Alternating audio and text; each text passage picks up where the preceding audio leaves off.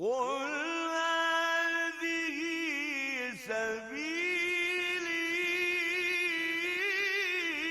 أدعو إلى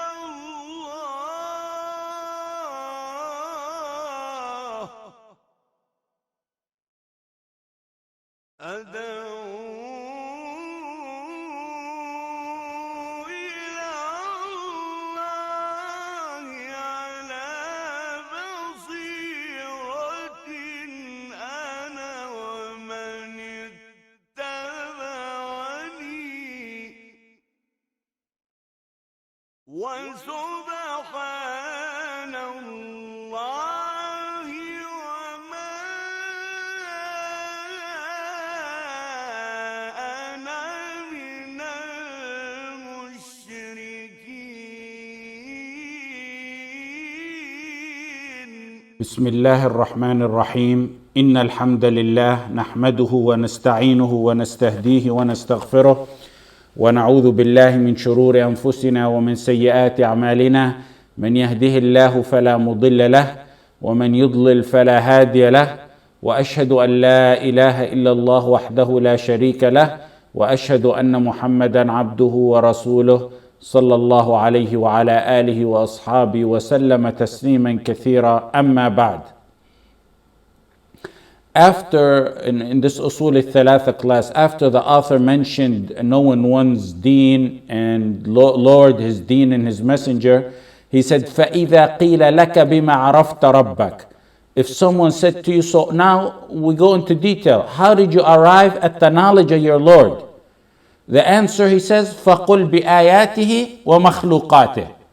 He said, through his signs and those things which he has created.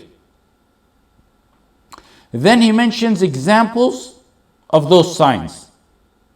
فَقُلْ بِآيَاتِهِ وَمَخْلُوقَاتِهِ وَمِنْ آيَاتِهِ اللَّيْلُ وَالنَّهَارُ وَالشَّمْسُ وَالْقَمَرُ فَقُلْ بِآيَاتِهِ وَمَخْلُوقَاتِهِ ومن آياته الليل والنهار والشمس والقمر ومن مخلوقات السماوات السبع والأراضون السبع ومن فيهن وما بينهما.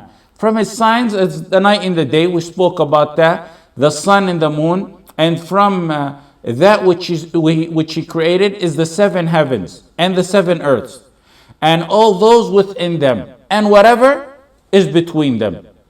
والدليل, after he mentioned that, he mentioned the proof. والدليل قوله تعالى ومن آياته الليل والنهار والشمس والقمر لا تسجدوا للشمس ولا للقمر واسجدوا لله الذي خلقهن إن كنتم إياه تعبدون. وقوله تعالى إن ربكم الله الذي خلق السماوات والأرض في 6 أيام ثم استوى على العرش يغشي الليل النهار يطلبه حثيثا والشمس والقمر والنجوم مسخرات بأمره ألا له الخلق والأمر تبارك الله رب العالمين.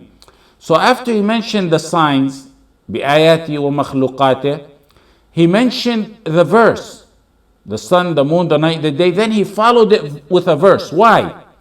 Because those examples, like we said, are examples of intellect. And intellect alone is not sufficient, as we said. We use intellect, yes, but intellect backed and supported and derived from the text. The intellect must be under the umbrella of the text. And that's why he mentioned those examples, and then he followed it with a verse.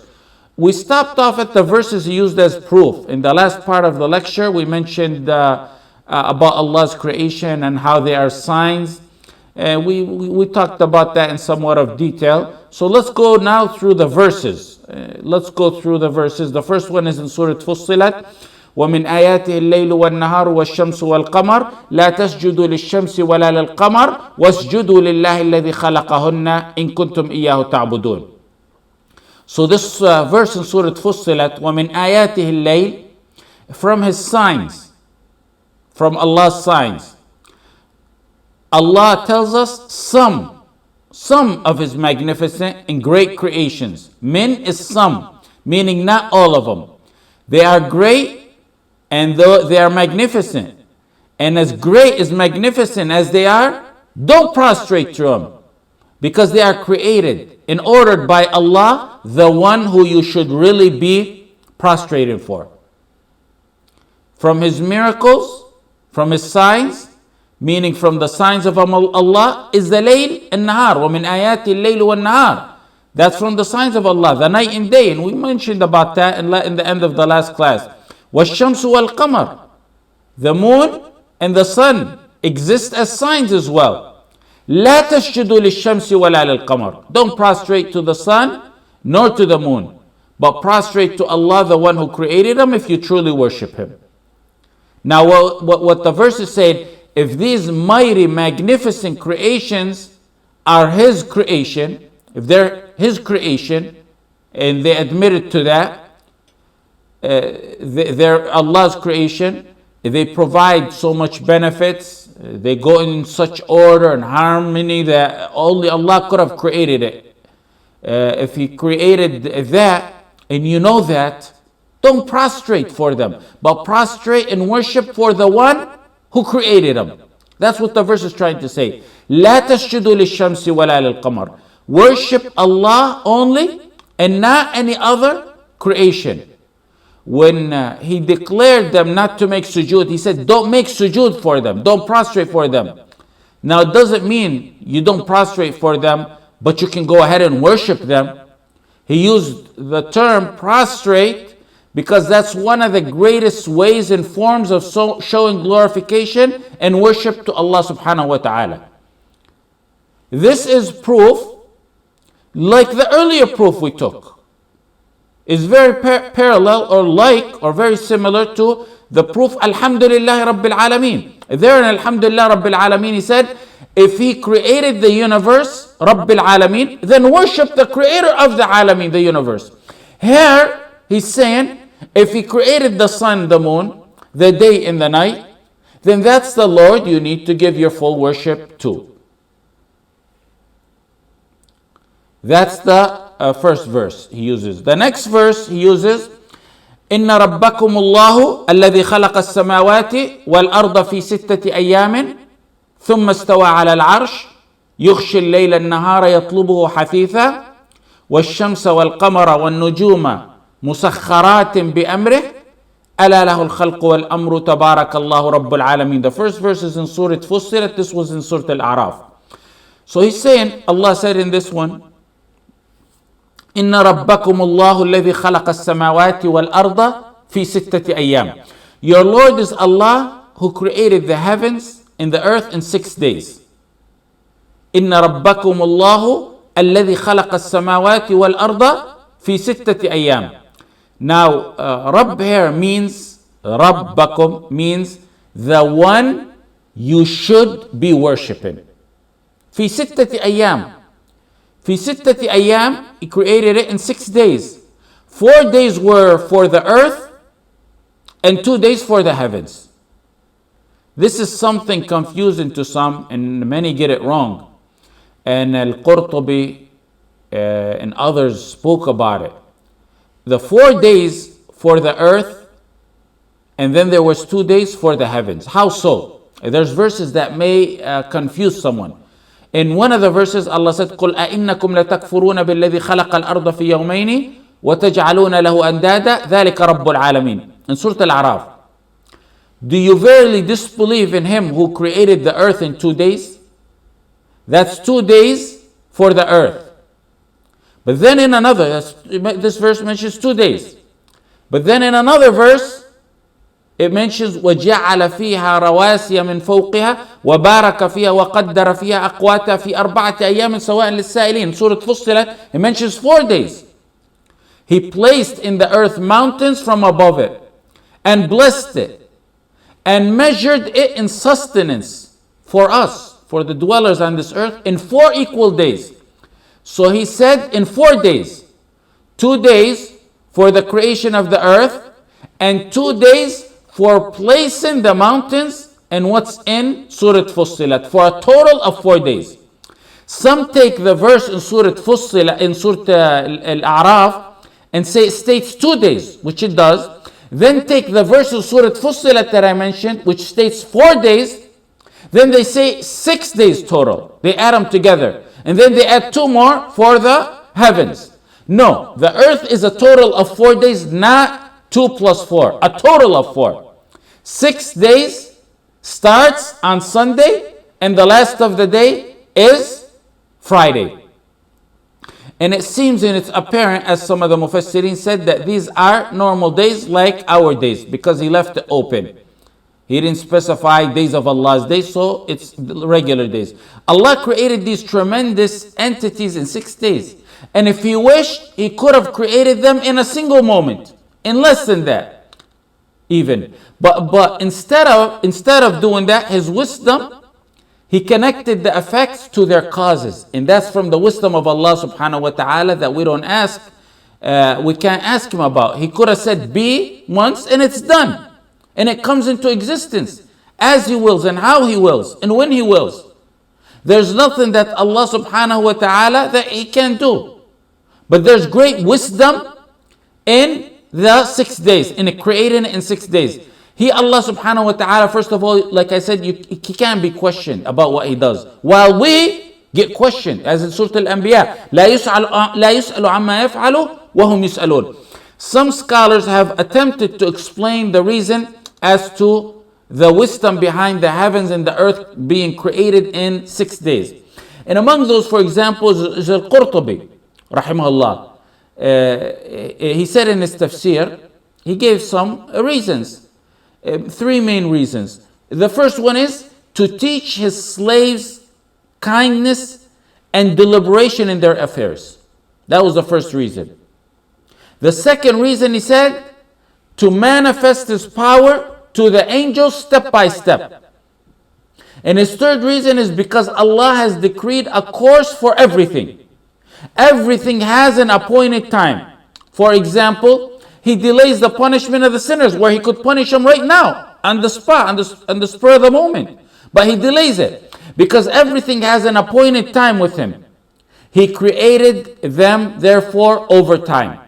That's Al-Qurtubi's opinions. But then you got, for example, Ibn al-Jawzi spoke about it in his tafsir,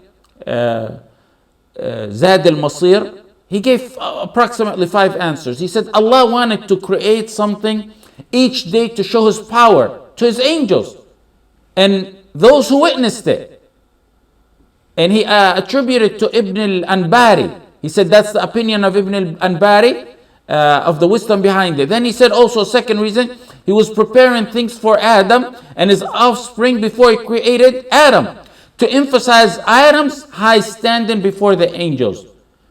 So it's to emphasize the high honor of Adam to the angels. The third reason, he says, when you do things in a short time, it's more indicative of power. And when you do things in deliberation over time, it's indicative of wisdom. And Allah wanted to manifest His wisdom in that, just as He manifested His power in it. Another reason He gives is to teach us patience and deliberation. How? He taught deliberation to His slaves through that, through the 6 days. Because if the one who does not make mistakes created the universe in a deliberate manner, then those who are vulnerable like us to making mistakes should do things in a deliberate manner as well. And the final reason he mentions is that the creation was accomplished step by step so that no one will think that this happened as a result of an accident or attribute it to nature. Al-Qadi Abu Saud, he put it more simpler than the previous 2, and I very much like what he said. He said it's clear that Allah has absolute power. He has ultimate power. He has ultimate will. And He has perfect control. And He has wise reasons for everything that He creates. And no one knows the reasons but Him for the things that He created. And just like He has wise reasons for everything He creates, He also has wise reason for creating the heavens and the earth in 6 days, when He is able to have created them simply by be, and it would have been done by kun fayakun. And I like that explanation very much. The next part of the verse, إن ربكم الله الذي خلق السماوات والأرض في ستة أيام ثم استوى على العرش. Then he ascended upon the throne. ثم استوى على العرش. That he, Allah subhanahu wa ta'ala, ascended upon the throne in a manner befitting him. Now the arsh is not the kursi. Kursi is the footstool. Arsh is the throne of Allah. Arsh is the throne of Allah, and the arsh is the ceiling of all the creations. There's no creation above the arsh of Allah. Creation. يغشي الليل النهار. يغشي الليل النهار. He causes the night to cover the day which follows it in haste. He causes the night to cover the day which follows it with haste. So that is like a garment, more like a garment. It descends upon the light of the day and covers it. And that brings the nighttime. يطلبه حثيثا. He causes the night, the night covers the day, which follows in haste. Meaning, follows in haste mean each one seeks the other. والشمس والقمر والنجوم مسخرات بأمره ألا له الخلق والأمر تبارك الله رب العالمين. The sun, the moon and the stars are all subservient and subject to the command of Allah subhanahu wa ta'ala. He made the sun, the moon, the stars subservient to his command. He commands them as he wills for the benefit of us, the servants of Allah subhanahu wa ta'ala. ألا له الخلق والأمر تبارك الله رب العالمين. The tail of the verse is certainly creation and commandment are for Allah alone. ألا حرف تنبيه. ألا is called a word in grammar, word of notification. حرف تنبيه. ألا له الخلق.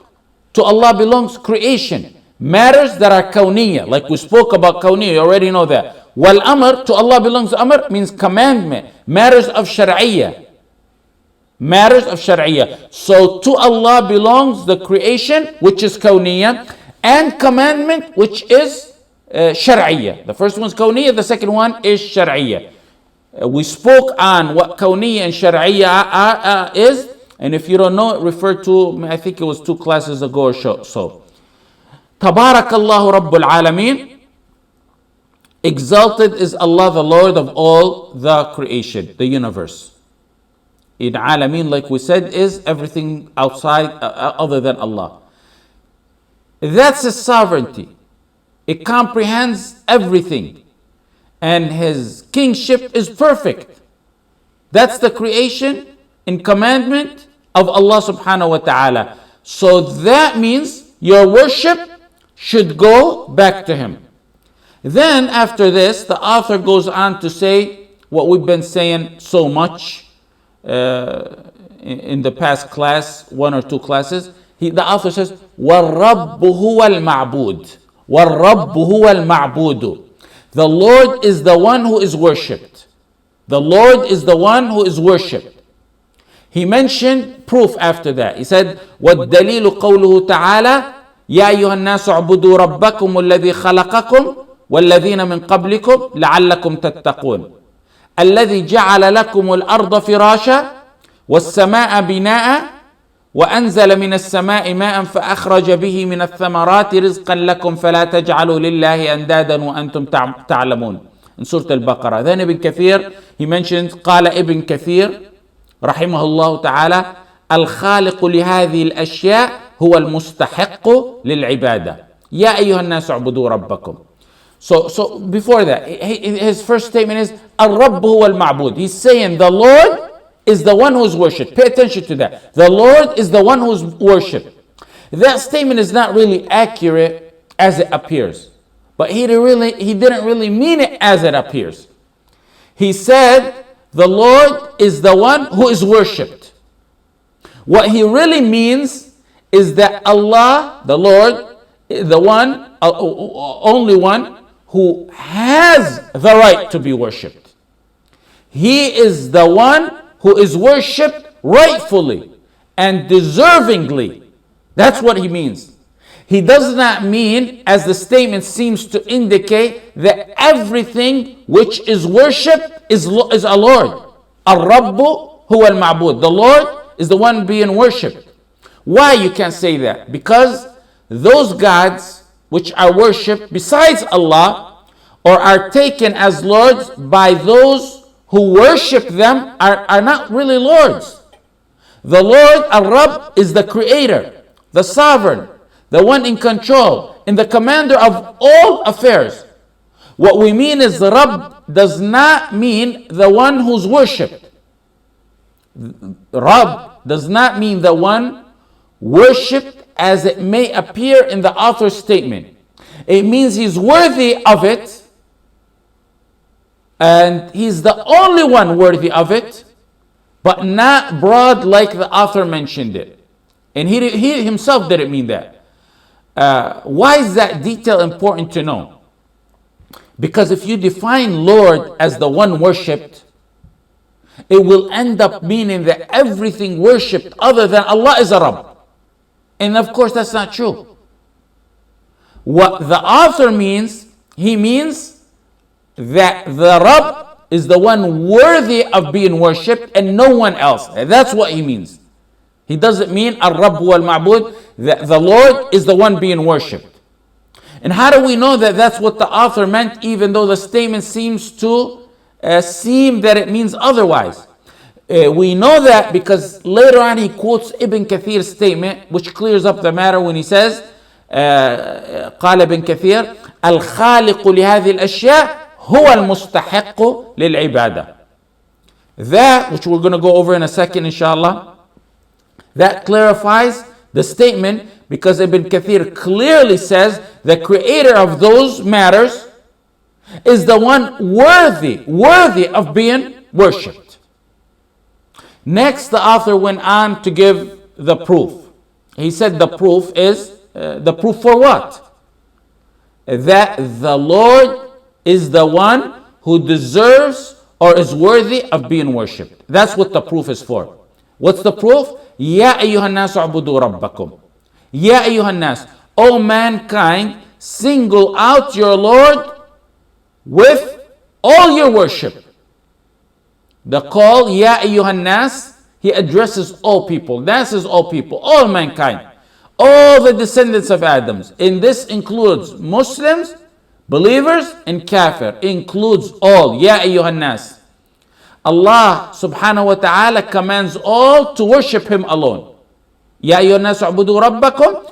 All are commanded to worship him alone, having no partner. So they are not to attribute rivals in their worship with Allah. He makes it clear that he alone deserves to be worshipped since he is the sole creator, having no partner. Ya ayyuhan nas u'budu. U'budu. Meaning listen to your Lord in iman. Give your iman to a submission to Allah and follow his commands and submit and glorify him in humility and reverence. Ibadah is to worship Allah alone. So if one worships other than Allah, he does not fall in ibadah. That's not ibadah. Because ibadah is two conditions. Ikhlas, sincerity. Mutaba'a is doing it in accordance. Those are the definition of ibadah. Those two conditions. One who gave his worship to other than Allah fully or in part does not fall under the term of ibadah. What he does doesn't fall under the term of ibadah because he did not fulfill one or both of the conditions. But he did not fulfill both of the conditions of the ibadah. Now there's a problem. You're going to read in the books of some of the ulama, you're going to read statements when you read it, that someone worshipped Allah and worshipped other than Allah along with him. They'll use the word worshipped other than Allah.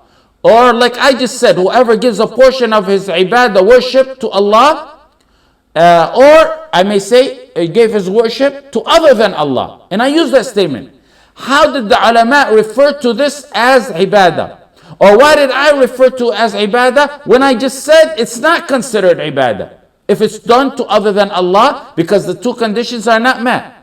The answer to that pertaining to the individual, it's ibadah. He thinks it's ibadah. That's what we mean when we refer to it as ibadah. The individual thinks it's ibadah.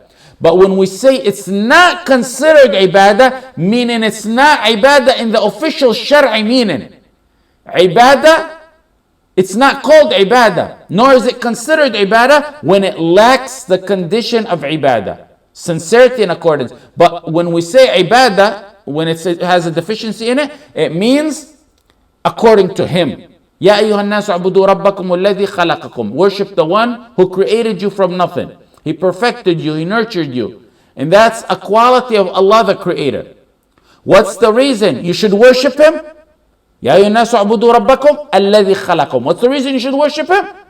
He created you, therefore he is worthy of your worship. And this is just like what we mentioned the verse previous to this. Like we mentioned earlier, Alhamdulillah Rabbil Alameen. He is the Lord of the universe, therefore he is worthy of being worshipped alone. Here, it's he is the one who created you from nothing and created those before you, so he is worthy of being worshipped alone. You give your complete, total, full worship to Allah. الَّذِي خَلَقَكُمْ وَالَّذِينَ مِنْ قَبْلِكُمْ. The one who created you and those before you. This is a description explaining the reasons for what has preceded. Meaning, worship him because he is your Lord who created you. Worship him because he is the Lord who created you and those before you. It's a necessary duty upon you that you should worship him. It is binding upon anyone who affirms the lordship of Allah subhanahu wa ta'ala that he should also worship him alone. Otherwise, the person will be in reality contradicting himself.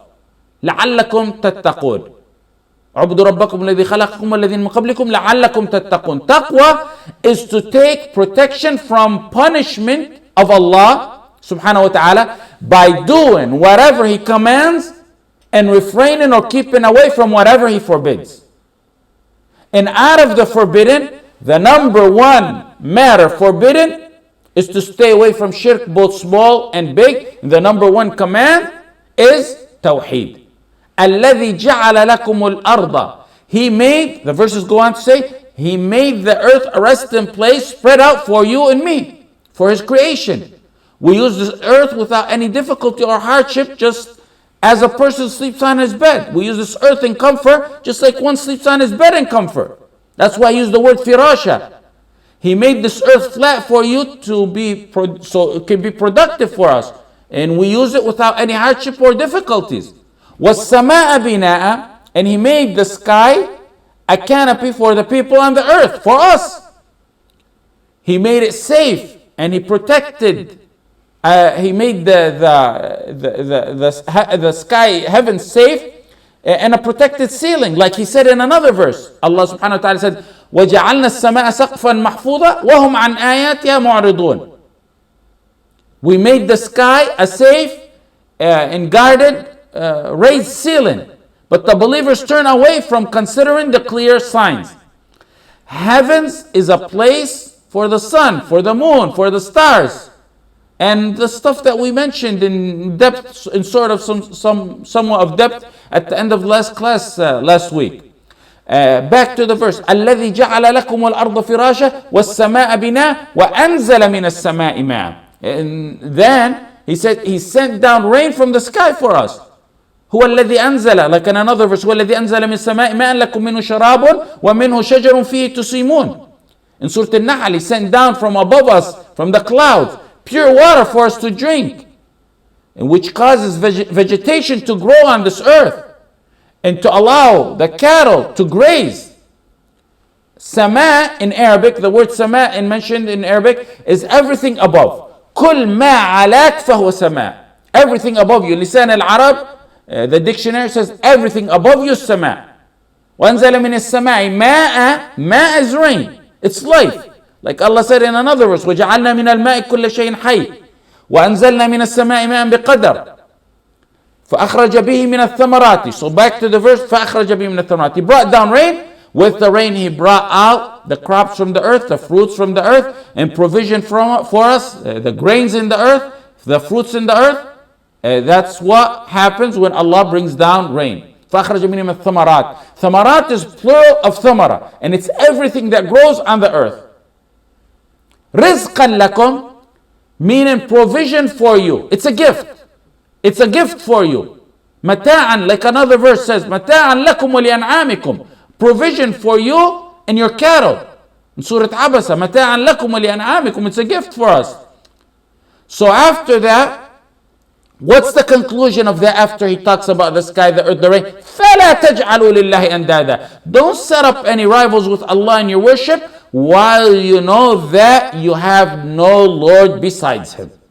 فَلَا تَجْعَلُوا لِلَّهِ أَنْدَادًا وَأَنْتُمْ تَعْلَمُونَ. The conclusion of the verse is, don't set up rivals for the one who created you, the one who created those before you, the one who created you, the one who created those before you, the one who made the earth a resting place for you, the one who made the sky a canopy over you, the one who sent down the rain from the sky, from the clouds for you, the one who produced the fruits and produce with the rain He sent down for you.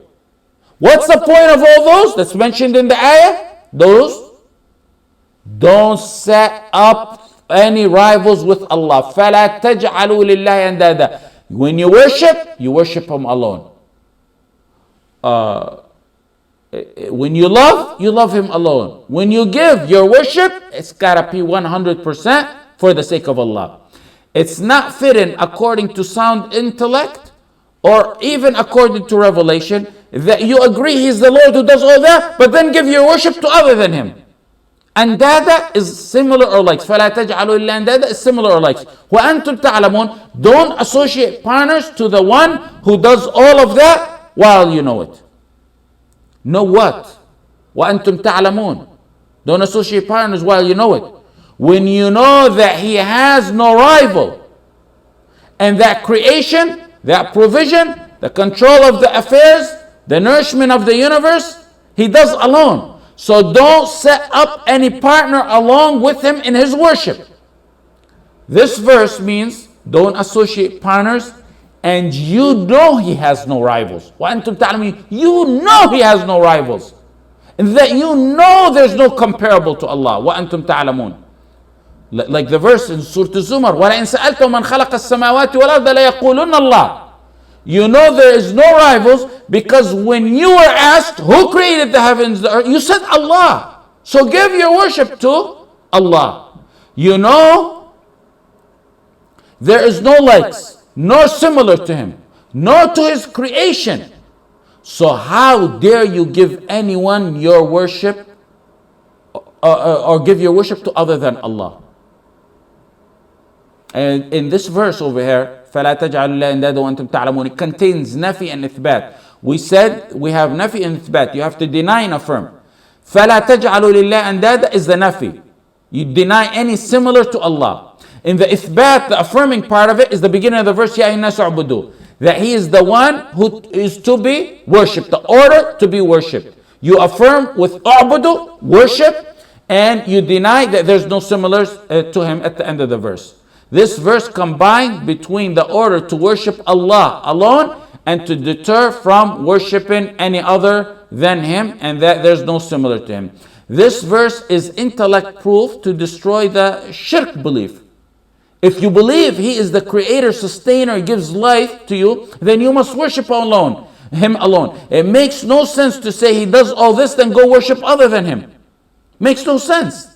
You don't have a right mind if you're saying that. That's why Ibn Kathir said, the creator of all this is the one worthy of ibadah.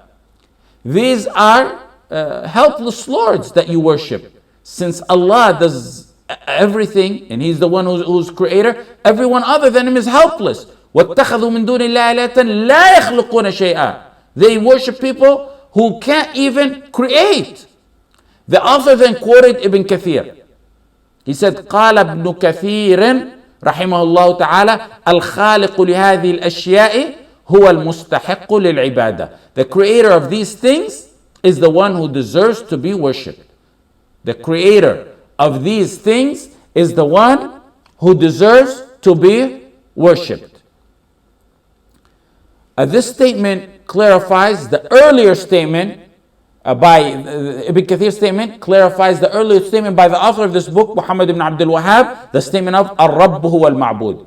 He did not mean the Lord is the one worshipped, as we said. Imam Muhammad ibn Abdul Wahhab meant what Ibn Kathir said here. The creator of the things that we mentioned is the one who deserves to be worshipped. If you go in the book of Ibn Kathir to that quote that we just mentioned, it's worded slightly different. But we said early on in the classes, many classes ago, early on in the classes, that Imam Muhammad bin Abdul Wahhab many times rephrases the quotes that he mentions in his book. And we mentioned previous examples of that. Ibn Kathir, the one we just quoted, he's the alim. He's the alim that we all know and we mention daily, nearly daily. We all have his book. His kunya is Abu al-Fida. His laqab is Imad al-Din. His name is Ismail ibn Umar ibn Kathir ibn Daw ibn Kathir ibn Zar' al-Qurashi. He's called Ibn Kathir because, as you can probably see, that he has Kathir in his name. He had two great-grandparents that were named Kathir. He was born in 700 years after the Hijrah, or 701, in Syria, near Dir'a in Syria, which is right about on the border of Jordan. When he was 5, 6, or even possibly 7, he traveled to Damascus to learn with his brother, Abdul Wahhab. He traveled with his brother to learn. And he began early. When he got to Damascus, that was the place where it was a capital of many of the ulama. And his brother was like a father figure to him. Not only was his brother a alim, but he was also like a father figure, and he stayed by his brother's side for nearly 50 years learning from him. He remained in Damascus, Ibn Kathir, that time as a teacher and a khatib and a mufti, and until he died, rahimahullah. He remained in Damascus. That was where he was stationed all throughout his life. When he did travel, but that was his station in Damascus.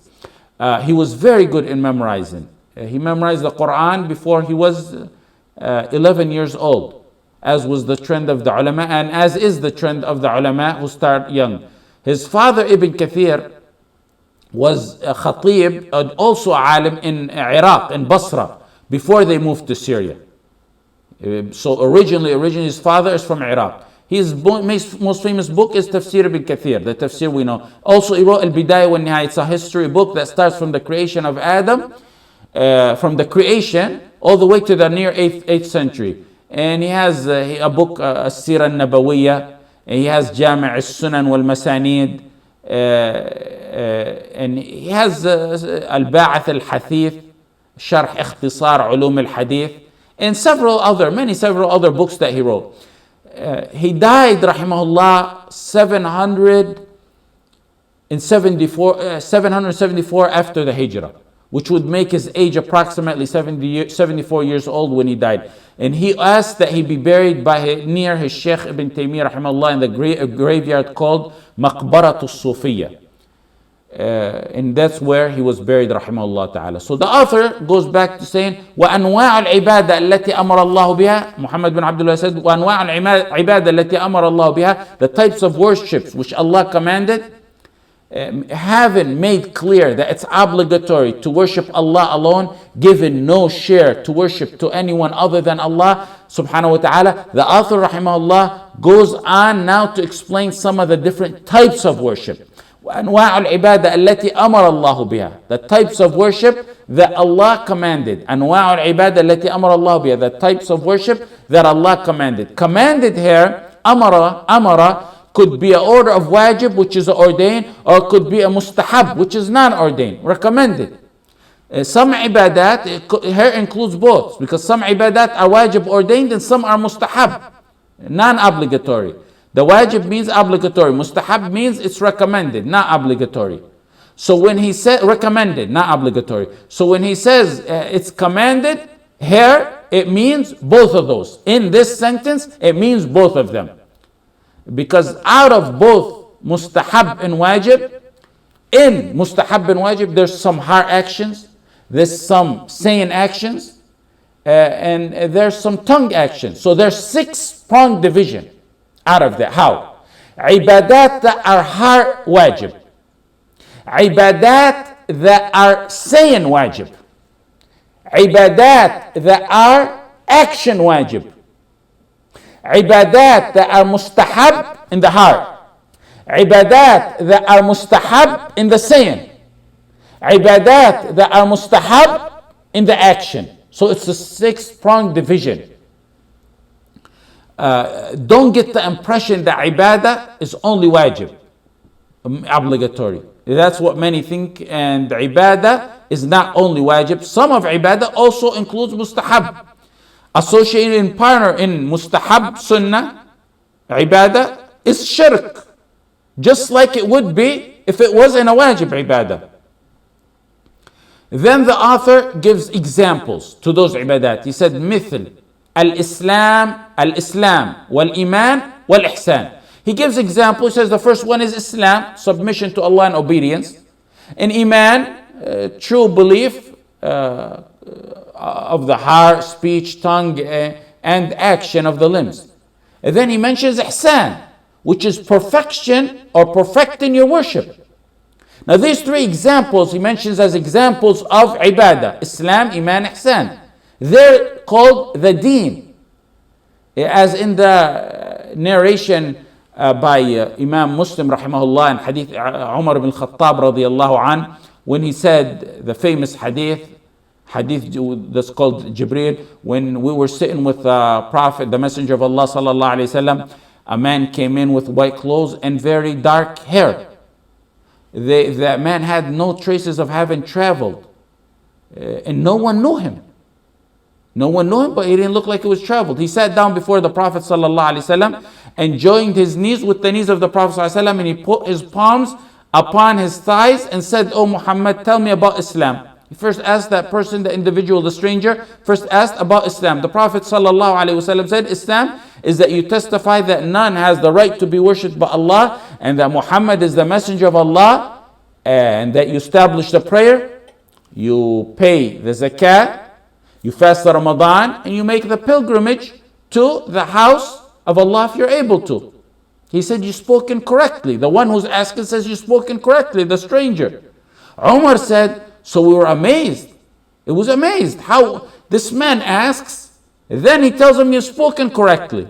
That was the first one, Islam. It shows you how observant Umar radiallahu anh was, especially when it came to strangers. He was always looking out when strangers came to Medina. There's many stories of him pursuing strangers who came to Medina.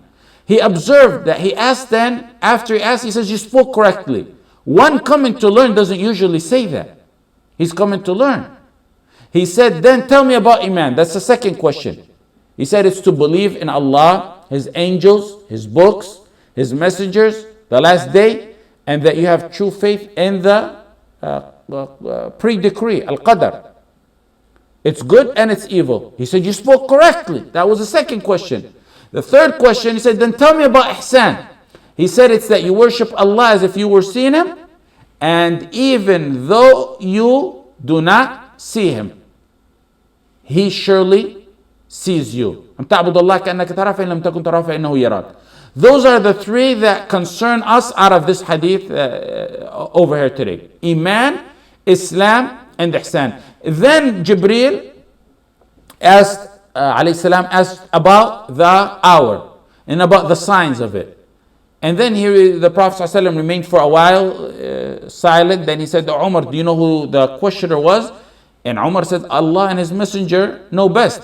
The Prophet ﷺ said he was Jibreel. He came to teach you your religion. And this is what we want over here. هذا جبريل أتاكم يعلمكم دينكم. Or in another way, narration, يعلمكم أمر دينكم. So the Prophet declared all these things, Islam, Iman, and Ihsan, to be religion. دينكم. But they comprehend all of the religion. These three matters. Those are the religion. Here, he gives three levels, these three levels of deen. The author gives them as examples, not of deen, but as ibadah.